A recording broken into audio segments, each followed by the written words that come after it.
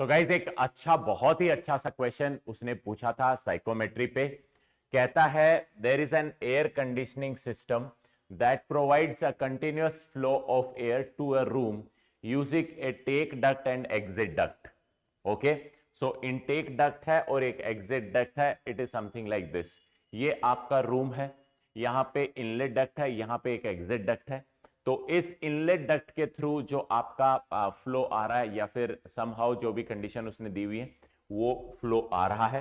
कहता है to maintain the quality of indoor air, the intake duct supplies a mixture of fresh air with a cold air stream. So ये intake duct है, it supplies, ये intake duct ये supply करता है fresh air and cold air, इन दोनों को एक साथ मिक्स करके। ठीक है, then it says the two streams are mixed in an insulated mixing chamber. mixing chamber है जिसमें fresh air और cold air दोनों एक साथ आ रही है, उनको मिक्स किया जा रहा है located upstream of the intake duct. Cold air enters the mixing chamber at 5 degree centigrade 105 kilo pascal. Okay, 105 kilo pascal with a volume flow rate of 1.25 metre cube per second. ठीक है, ये आपका intake जो आपका cold air है उसका condition दिया है। During steady state operation fresh air enters the mixing chamber at 34 degree centigrade and 105 kPa। Fresh air का भी उसने कंडीशन देके रखा हुआ है, temperature this is your high temperature, और यहां पे अगर कोल्ड एयर का देखोगे तो temperature is 5 degree centigrade. Okay, the mass flow rate of the fresh air is 1.6 time of the cold air stream and air leaves the room through an exit duct at 24 degree centigrade. तो अब आप देखोगे यहां पे जो leave कर रही है, लेट्स से this is your condition, this is your 1 and this is your 2. Okay, so T1 and T2. Okay, these are the two streams that are coming, or I can write, let's say this is A and B, this is your A and this is your B. This condition is written as this is your location 1 at the exit of mixing chamber at the inlet of the room, this is condition number 2 and this is the condition number 3. Okay, तो अब वो पूछ रहा है कि assuming that air behaves an ideal gas Cp equal to 1.005 kg and 287, the rate of heat gained by the air from the room is. So he is saying when this is leaving at 24 degree centigrade, कितना heat ये gain कर रहा है। ठीक है, तो इस question को कैलकुलेट करने के लिए पहले तो हमें ये पता होना चाहिए कि जब उसने कंडीशन लोकेशन 1 पे दे रखी है ए बी दोनों की, so what is the condition at location 2? आपकी एयर जो मिक्स होके आ रही है वो किस कंडीशन पे है।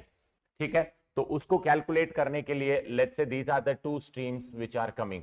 यहां से ऊपर से जो स्ट्रीम आ रहा है दैट इज मास 1 और यहां से नीचे से जो स्ट्रीम आ रहा है दैट इज मास 2, दोनों आ रहे हैं। This is coming at temperature T1, it is coming at temperature T2। Okay, तो हमें पता करना है what is the temperature T over here. Okay, mass M1 M2 नहीं लिखते हैं, we will write mass of A at temperature A and mass of B at temperature B1, TA1 B1 A1 B1. Okay, so these are the temperatures. यहां पे आके final temperature we will calculate T2.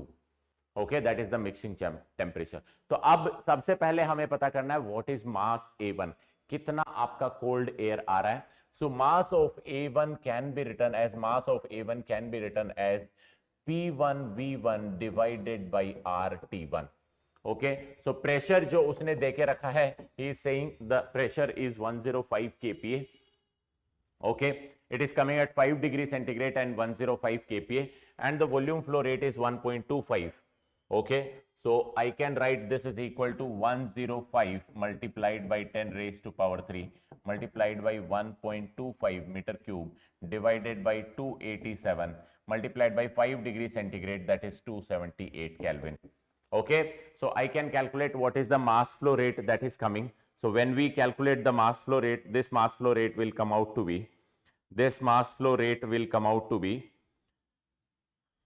it will come out to be 1.645 kg, 1.645 kg per second. Okay, so this is mass flow rate of air A1. Okay, now he is saying the mass flow rate of air A2 is 1.6 times of this. Okay, so mass flow rate of B1 that is 1.6 times 1.645 कितना हो जाएगा? This will B 2.632 kg per second. Okay, 2.632 kg per second. So now you know both the masses. When you know both the masses, now you can carry out the mixing. तो mixing के लिए हमें क्या करना होता है? जब आपका दो फ्लो स्ट्रीम मिक्स होता है, then we have the total enthalpy जो कि दोनों की मिक्स होगी. Okay, so can I write MA1 CP into TA1, okay, plus MB1 CP TB1 MCPT, okay, MCPT and MCPT. This can be written as M1 plus M2, that is MA1 plus MB1 into CP multiplied by T2. Okay, दो stream mix हो गई हैं. जब दोनों stream mix हो गई हैं तो उनका टेम्परेचर T2 क्या होगा? जो भी यहां पे एंथैल्पी है, जो भी यहां पे एंथैल्पी है, दोनों को ऐड कर दो and final temperature will be calculated. So यहां से आप कैलकुलेट कर सकते हो. So this will be 1.63, the value is 1.645. okay, so value of this is 1.645. 1.645 multiplied by CP is 1.005. So you can remove CP because CP तीनों CP इसमें भी है, CP इसमें भी है और CP इसमें भी है. तो यहां से डायरेक्टली आप T2 निकाल सकते हो multiplied by 278 plus MB1 is 2.630. okay, 2.632 multiplied by the temperature जो यहां पे आ रहा था, that is 34 degree centigrade. Okay, temperature जो उसने दिया है 34 degree centigrade, that is 307 is equal to, यहां से आप T2 लिखोगे तो यहां पे आप M1 प्लस M2 कर दोगे. So 1.645 plus 2.632. यहां से जो आप T2 कैलकुलेट करोगे guys, this T2 will come out to be 295.85. So 295.85 Kelvin.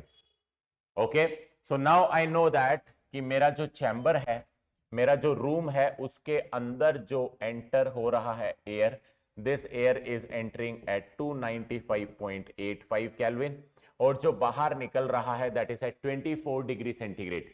24 is 273 plus 24, that is 297 Kelvin.